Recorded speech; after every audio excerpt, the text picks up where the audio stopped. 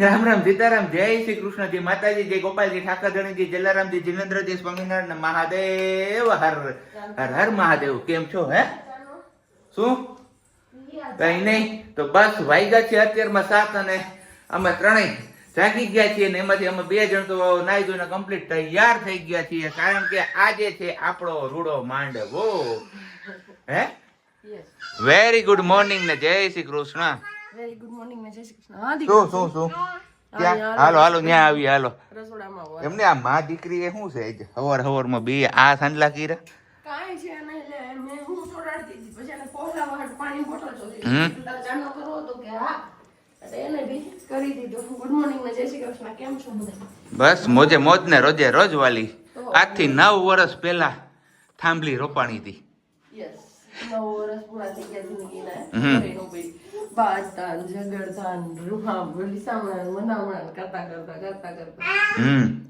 શું આ અમારા સિયાબેન ની હાથની તાકાત હો આ એટલે જવું જ પડે ત્યાં સિયા વેરી ગુડ મોર્નિંગ જય શ્રી કૃષ્ણ એ રામ રામ સીતારામ હા ઈ આપું પણ પેલા આમ જો સીતારામ જય શ્રી કૃષ્ણ કરો હા વેરી ગુડ પછી દાદાને આમ જો દાદાને સીતારામ કીધા તે કહી દો દાદાને હા વેરી ગુડ હાલો આપું હાલો આપું એ આ માં દીકરાને બોલ જોતા હતા હાલ અહીંયા આવતી આપણે રસોડામાં રમીએ હો ક્યાં રમવાનું હોય આપણે ક્યાં હોય અહીંયા હા હાલો બસ રમે રાખો તમે તો ફટાફટથી બસ હવે ચા પાણી ને પેલા કરી લઈએ અને હોવાસ ચડી ગયો અત્યારમાં વાલી ભાગા ભાગીમાં કેમ એમ છે ખબર નહીં હા માં શું હા બસ 9 વર્ષ પેલા સાબજી કીધું થાંભલી રોપાણી હતી આજના દિવસે અને એ હજી હાલે છે જિંદગી અમારી પૂરી નથી થઈ. ઘણા બધા જિંદગીના ઉતાર ચડાવ ગયા ઘણા બધા દિવસો ગયા અને બધામાંથી પાર કરતા આખરે નાવડી સિયા દીકરી સુધી પોગી ગઈ અમારી.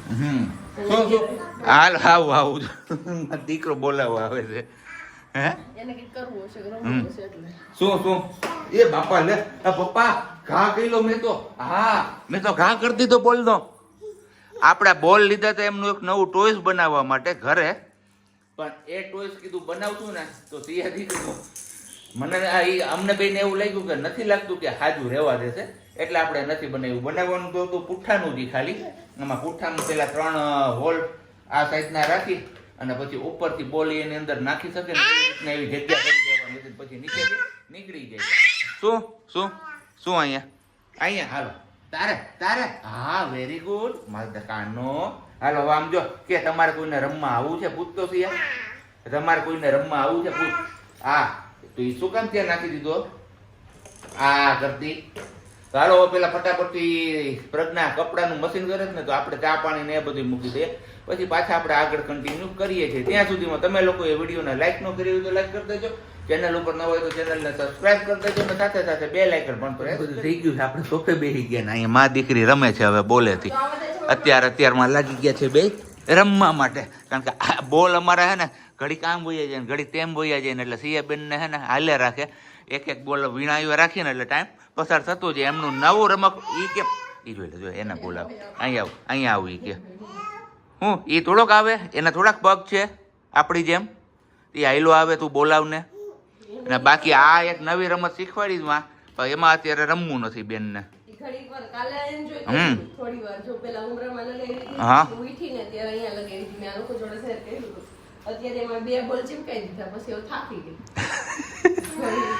સિયા બાવ ક્યાં હોય બાવ ક્યાં છે હે અહીં છે ન્યા છે.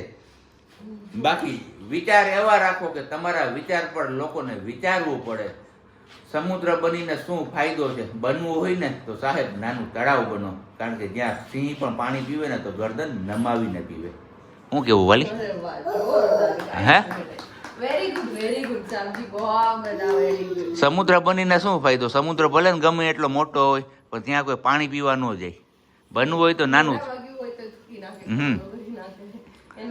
મીઠા પાણીનું નાનું તળાવ બનવું સારું. સિંહ આવે ત્યાં પણ પાણી પીવું તો એને ગરદન તો નમાવી જ પડે. જો અમારે સિંહ ઉપર અહીંયા પાછું ચાલુ થઈ જાય. સિંહ કેમ બોલે એમ બોલે એ સિંહ ઉગતો તો ને એ જોઈ ગઈ છે ને એટલે હવે એને કોપી આવડી ગઈ છે બોલતા એક્ઝેક્ટ કોપી આવડી ગઈ છે એમને Yes. ક્યારેક એને યાદ આવે ને તો એ રમતી હોય ગમે કરતા ને સૂઈ જાય, સૂઈને પછી ઊંચી જાય. નહીં, શું નહીં.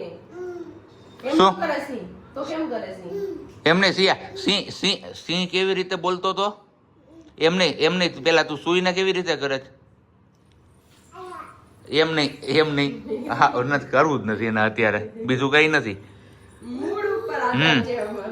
નકર બાકી રમતા એકલી રમતી હોય ને કોઈ બોલાવે નહીં ને તો એવી રીતના આગળ આમ કોઈ આગળ એવી રીતના શું આવે? શું? પપ્પા આવીને શું કરે? શું કરવાનું છે બોલો અહીંયા ઊઈ જાવ એની પાસે. એમ તો પછી અહીંયા આમ જો 7:45 હજી તો વાર છે જાજી આજ તો હજી બહુ બધી વાર છે આજ વહેલા ફ્રી થઈ ગયા છીએ આપણે હું રમાડો ને તો હમ. હું તમને લઈ નાખું. ઓકે હા અહીંયા હાલો ત્યાં આવું હાલો ચલો વાગી ગયા છે 10 અને આજે અવાજ કરી નહીં બોલું અને અમારું બેડરૂમ છે ને એ ખાલી છે જો અને અહીંયા કોઈ નથી મીન્સ કે અહીંયા સિયા નથી સૂતી અને એ જગ્યા પર સૂતી છે જ્યાં મને ખબર નહીં કેટલા ટાઈમથી આમ મનમાં એવું થતું 2-3 દિવસથી વધારે વહેલું થતું કે અરે સિયા રમતા ક્યારે શું છે વર્ષાબેન હારાની ક્યારેક વાત કરતા હોય ને તો વર્ષાબેન બી કહેતા કે માહી પણ કોઈ દિવસ એવી રીતે નથી થતી એટલે સિયાનું નક્કી નહીં કે કદાચ સૂવે તો પણ ઘણા બાળકો એવા હોય કે રમતા એકલા ન સૂવે પણ આજે મારા દીકરાએ મારી એ પણ ઈચ્છા પૂરી કરવી આજે છે આમ અમારો મંડપ રોપણનો દિવસ પણ સિયા દીકરો રમતી હતી ત્યાં મારી પાસે સેટી અને રમતા જ મસ્ત ત્યાં સૂઈ ગઈ હું સૂતી હતી ને તો મારી બાજુમાં આવીને સૂઈ ગઈ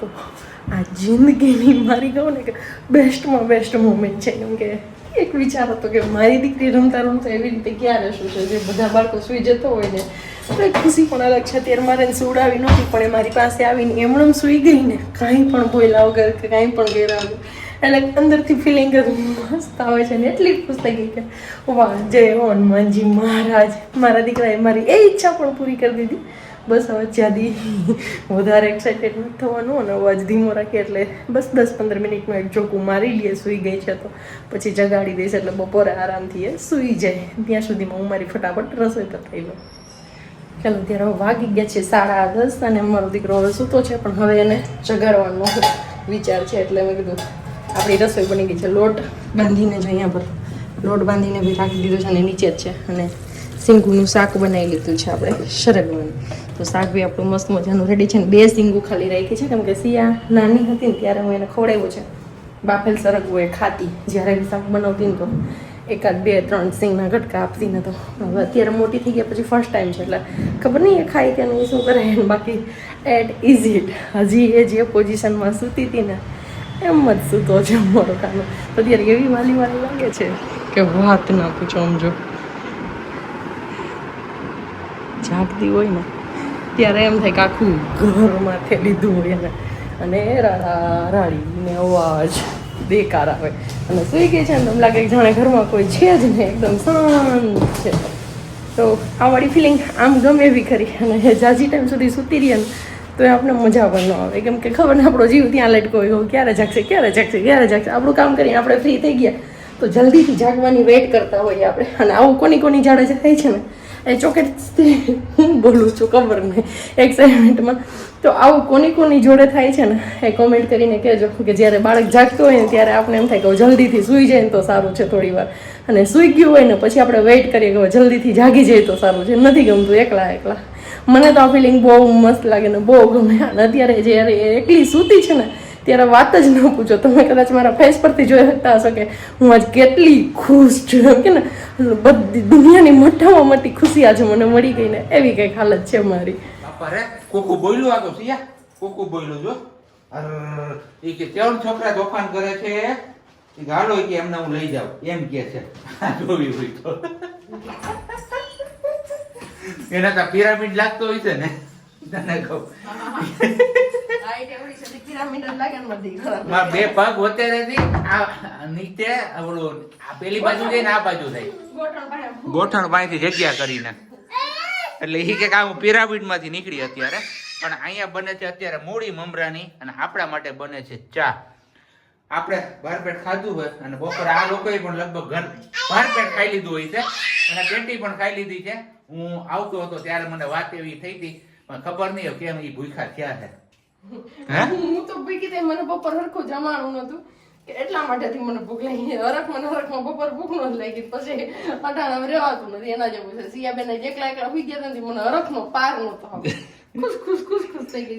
બીજી વાર ઉવડાવી હતી તો પછી ઉડાતો એવો પછી કે બીજી વાર હરકે ન હોય. દવા વાગે હું ત્યાં 8 ઉઠી, પછી હું પાછી 1 વાગે ઉડાવું તો એ હુવે હવાએ માંડ ઉતી રાયડા પાડી. જો કે હાથમાં આવી ગયું, બાવના કટકા કરે છે. ચણો હે તો મેં તો કીધું નકરી બાવના કટકા કરે કે મમ્મા તું ભલે મને બીવડાઈ ગમે ઈ બાવથી, પણ હું બીવ છે નહીં. ઠાઠું લાગે ને હે? તમારું ભાત કે ઢીંગું લાગે ને ઓલું ઘેરાય. અમે ખાઈ લઈએ મમરાની મૂડી મસ્ત મજાની. પછી હાઈની રસોઈમાં જોયું જાય જી બનશે એ ખાઈ લે. મોટા થોડી કેવી બનાવીએ એટલે હાઈ હાલે ખાવું. સિયાના મમ્મા કે છે શાકભાજી લેવાના, અહીંયા સિયા દીકરો એની આતુરતાપૂર્વક રાહ જોવે છે. એક જ રટણ ચાલુ કર્યું છે, મમ્મા મમ્મા મમ્મા. તો કીધું જો અહીંયાથી હમણાં આવશે આ શેરીમાંથી, તું ત્યાં વેઇટ કર, ત્યાં થોડી વારમાં હમણાં તારા મમ્મા દેખાશે. તો જોઈએ છે બેનબા રહે છે કે નથી રહેતા, નહીતર પછી કંઈક બીજો જુગાડ કરવો જોશે. અત્યારે તો હવે એ દારી નજર કરીને બેઠી છે, ઊભી છે, બેઠી નથી થોડી. અને મમ્મા અહીંયા આવ, મમ્મા અહીંયા આવ એમ બોલ્યા રાખે છે.